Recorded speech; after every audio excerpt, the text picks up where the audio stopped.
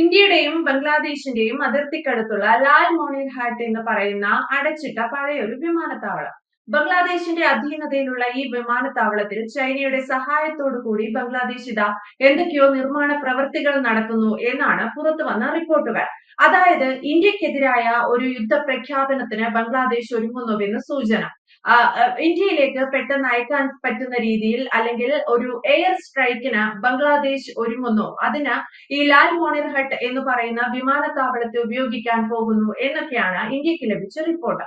അതിന്റെ അടിസ്ഥാനത്തിൽ ഇന്ത്യയുടെ ചെക്ക്, അതായത് കൈലാഷ്ഹർ എയർപോർട്ട്, ഇന്ത്യ ബംഗ്ലാദേശ് അതിർത്തിക്കടുത്തുള്ള ഇന്ത്യയുടെ അധീനതയിലുള്ള അടഞ്ഞു കിടക്കുന്ന കൈലാഷ്ഹർ എയർപോർട്ടിലേക്ക് ഇന്ത്യ നവീകരണ പ്രവൃത്തികൾ ആരംഭിച്ചിരിക്കുന്നു.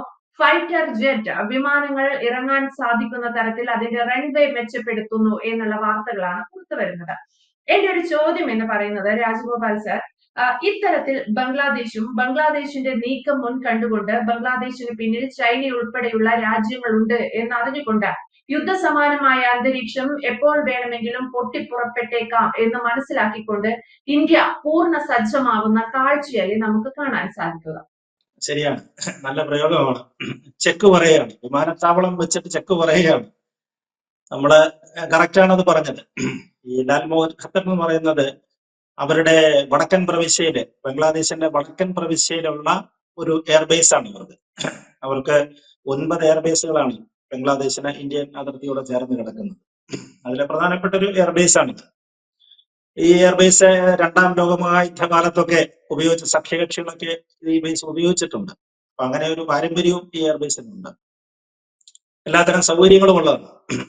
പക്ഷെ ഇപ്പം കാലം മാറിയത് കൊണ്ട് അതിനകത്തിൽ കുറച്ച് നവീകരണ പ്രവർത്തനങ്ങൾ, വളരെ തിരക്കിട്ടുള്ള നവീകരണ പ്രവർത്തനങ്ങൾ അവിടെ നടക്കുകയാണ്.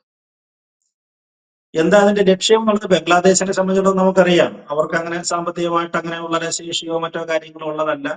ഈ എയർബേസ് അങ്ങോട്ട് പെട്ടെന്ന് നവീകരിച്ചിട്ട് അവർക്ക് എന്തെങ്കിലും അവിടെ പെട്ടെന്ന് അടിയന്തര കാര്യങ്ങൾ സാധിക്കേണ്ടതുമില്ല.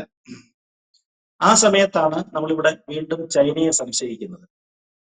അവരുടെ യൂനുസ്, ബംഗ്ലാദേശിന്റെ പ്രധാനമന്ത്രി കഴിഞ്ഞ ദിവസം സൂചിപ്പിച്ചത് നമ്മൾ കണ്ടില്ലേ?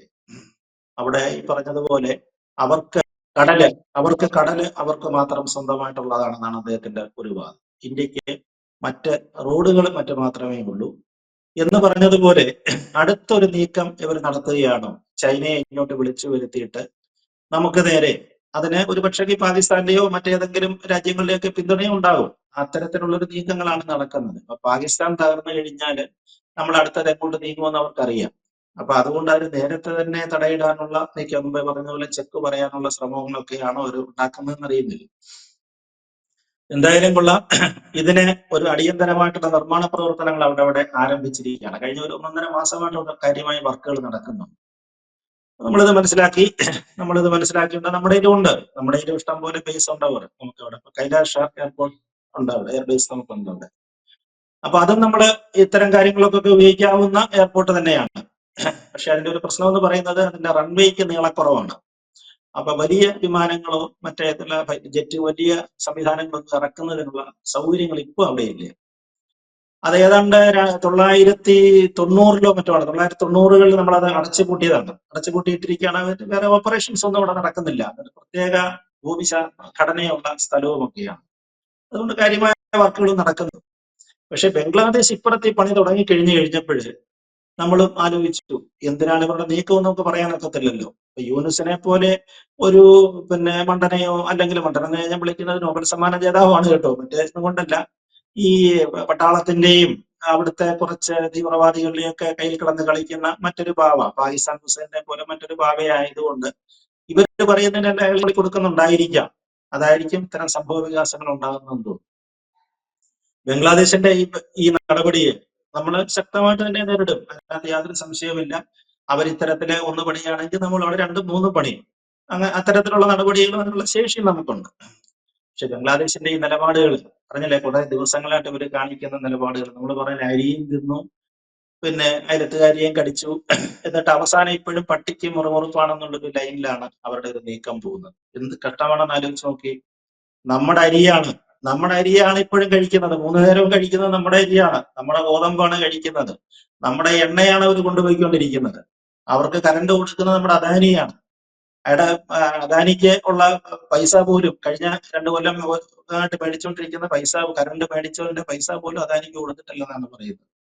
ഇങ്ങനെ നിത്യജീവിതം മുഴുവൻ കുടുതുണി ഉള്ള സാധനങ്ങളിൽ നമ്മൾ കൊടുത്തിട്ട് നമ്മളെ വാങ്ങിച്ച് കഴിച്ചിട്ട് നമുക്കെതിരെ എന്തെല്ലാം ചെയ്യാൻ പറ്റുക, ഇതാണ് ഇപ്പൊ അവിടെ നടക്കുന്നത്. അതിനകത്തില് ഈ പറയുന്ന ഭരണാധികാരിയെ മാത്രം നമുക്ക് കുറ്റം പറഞ്ഞിട്ട് കാര്യമില്ല. ഇതൊരു ഇന്റർനാഷണൽ ലോബിയാണ്. ആ ലോബിയുടെ നീക്കമാണ് ഇത്തരം കാര്യങ്ങളിലൊക്കെ നമുക്ക് ഇതിനകത്തിൽ ഉണ്ടാകുന്നത്. നമുക്കിവിടെ ശ്രദ്ധിക്കേണ്ട ഒരു കാര്യം എന്ന് പറയുന്നത്, നമ്മളെ സംബന്ധിച്ചിടത്തോളം ഇത് തന്ത്രപ്രധാനമായ ഒരു സ്ഥലമാണ്. മുമ്പേ അവർ പറഞ്ഞതുപോലെ തന്നെ നമുക്കവിടെ 7 സഹോദരിമാരെ പോലെ 7 സംസ്ഥാനങ്ങൾ, വടക്കു കിഴക്കൻ സംസ്ഥാനങ്ങൾ അവിടെ കിടക്കുന്നുണ്ട്. അവിടത്തേക്ക് ഉള്ള ഒരു പാസേജ് നമ്മൾ ഇന്ത്യയുടെ മറ്റു ഭാഗങ്ങളിൽ നിന്ന് നമ്മുടെ വടക്കൻ കിഴക്കൻ സംസ്ഥാനങ്ങളിലേക്ക് ഇറങ്ങണമെന്നുണ്ടെങ്കിൽ നമ്മുടെ ചിക്കൻ നെക്ക് എന്നാണ് നമ്മൾ അതിനെ വിശേഷിപ്പിക്കുന്നത്. ഏതാണ്ട് 20-25 താഴെ കിലോമീറ്റർ വീതി വരുന്ന ഒരു പാസേജാണ്. ആ പാസേജിൽ കൂടെ മാത്രമേ ഇന്ത്യയിൽ നിന്ന് നമുക്ക് ഈ നോർത്ത് ഈസ്റ്റ് സംസ്ഥാനങ്ങളിലേക്ക് നമുക്ക് പോകാൻ പറ്റുകയുള്ളൂ. അവിടെ എല്ലാം നമ്മൾ വികസനം എത്തിച്ചുകൊണ്ടിരിക്കുകയാണ്. ഇപ്പൊ തന്നെ മണിപ്പൂരിലെ സ്വാതന്ത്ര്യത്തിന് ശേഷം എത്ര വർഷത്തിന് ശേഷമാണ് മണിപ്പൂരിലും വന്ദേ ഭാരത് എത്തിച്ചു, ട്രെയിൻ എത്തിച്ചു, വന്ദേ ഭാരത് എത്തിച്ചു. കാശ്മീരിൽ വന്ദേ ഭാരത് എത്തിക്കുന്നു, മറ്റൊരു തരത്തിലാണെങ്കിൽ കാശ്മീരിലും വന്ദേ ഭാരത് എത്തിക്കുന്നു. അത്തരത്തിൽ വലിയ വികസനം നോർത്ത് ഈസ്റ്റ് കേന്ദ്രീകരിച്ച് നമ്മൾ നടത്തിക്കൊണ്ടിരിക്കുകയാണ്. അപ്പൊ നമ്മുടെ പ്രധാനമന്ത്രി, നമ്മുടെ പ്രത്യേകിച്ച് BJP സർക്കാർ നടത്തിക്കൊണ്ടിരിക്കുകയാണ്. കാരണം ഇതെല്ലാം വളരെ തന്ത്രപ്രധാനമായ സ്ഥലങ്ങളാണ്. ഈ പറയുന്ന ശത്രുക്കളെല്ലാം 4 വശത്തും വളഞ്ഞു നിൽക്കുന്ന സ്ഥലങ്ങളായതുകൊണ്ട് വളരെ 24 മണിക്കൂർ നമ്മൾ ശ്രദ്ധിച്ചാണ് നിൽക്കുന്നത്. അപ്പൊ അതിന്റെ ഇടയിലാണ് ഇത്തരത്തിലുള്ള നീക്കങ്ങളും ഇവർ നടത്തിക്കൊണ്ടിരിക്കുന്നത്. ബംഗ്ലാദേശിലെ നമ്മളെ സംബന്ധിച്ചിടത്തോളം ഈ പറഞ്ഞതുപോലെയാണ്. നമ്മളെടുത്ത രാജ്യമാണ്, നമ്മളാണ് അവർക്ക് കൊടുത്തത്. നമ്മളവരെ കൊടുത്തിട്ട് അവരെ വളർത്തിയെടുത്ത് അവർക്ക് വേണ്ട നമ്മളെ മലയാള ഭാഷയിൽ പറഞ്ഞ ചെലവും എല്ലാം കൊടുത്ത് വളർത്തിയെടുത്തിട്ട് അവസാനം ഈ മാതിരി പണികളാണ് അവർ കാണിച്ചുകൊണ്ടിരിക്കുന്നത്. ഇദ്ദേഹത്തിന് എന്തിനാണ് നോബൽ സമ്മാനം കൊടുത്തതെന്ന് എനിക്ക് അറിഞ്ഞുകൂടാ. എന്തായാലും അമേരിക്കയുടെ ഒരു സ്വാധീനം അതിനകത്തുണ്ട്. മൈക്രോ ഫിനാൻസ് ഒന്നും പിന്നെ കുടുംബശ്രീ യൂണിറ്റുകൾ എന്നൊക്കെ പറഞ്ഞിട്ടാണ് ഒക്കെ ചെയ്തിരിക്കുന്നത്. പക്ഷേ അത് എന്ത് അടിസ്ഥാനത്തിലാണെന്നുള്ളത് മനസ്സിലാകുന്ന കുറച്ച് നേട്ടങ്ങളൊക്കെ കാര്യങ്ങളൊക്കെ ഉണ്ടായിട്ടുണ്ട്. പക്ഷെ ആ നേട്ടങ്ങളെയും ഇതിനെയെല്ലാം നിഷ്പ്രഭമാക്കുന്ന അദ്ദേഹത്തിന്റെ അന്താരാഷ്ട്ര സമൂഹത്തിൽ ഉണ്ടാക്കുന്ന, യൂണിസർ ഉണ്ടാക്കുന്ന പേരുകളെ, അദ്ദേഹത്തിന് ഒരു വലിയ റെപ്യൂട്ടേഷൻ ഉണ്ടായിരുന്നു സമൂഹം, അതിനെ എല്ലാം ഇല്ലാതാക്കുന്ന മട്ടിലാണ് ഓരോ ദിവസത്തെ പ്രവൃത്തികളും കാണുന്നത്.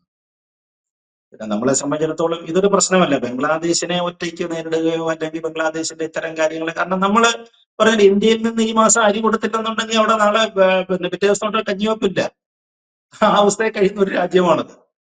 വില തരുന്നുണ്ട്, അത് വേറെ കാര്യം. എന്നാൽ പോലും നമ്മുടെ അരിയോ ഗോതമ്പോ എണ്ണ വസ്തുക്കളോ പെട്രോളിയം ഉൽപ്പന്നങ്ങളോ കിട്ടിയില്ലെങ്കിൽ അവർക്ക് ജീവിക്കാൻ മാർഗമില്ലാത്തതാണ്. കരണ്ടും ഇതുപോലെ തന്നെയാണ്.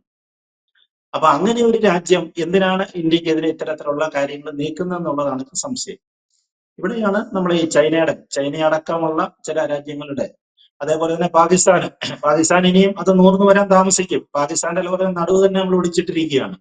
നടുവ് നൂർന്ന് എല്ലാ എണ്ണയും കുഴപ്പവും ഒക്കെ ഇട്ടൊന്ന് നൂർന്ന് വരുന്നതിനായിട്ട് അവർക്ക് കുറെ താമസം എന്തായാലും എടുക്കും.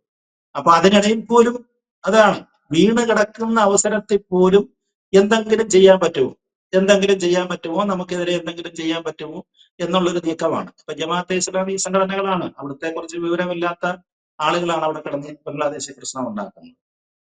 അവരുടെ ആ ഇന്റർനാഷണൽ ലോബിയുടെ ഭാഗം തന്നെ ആയിരിക്കും.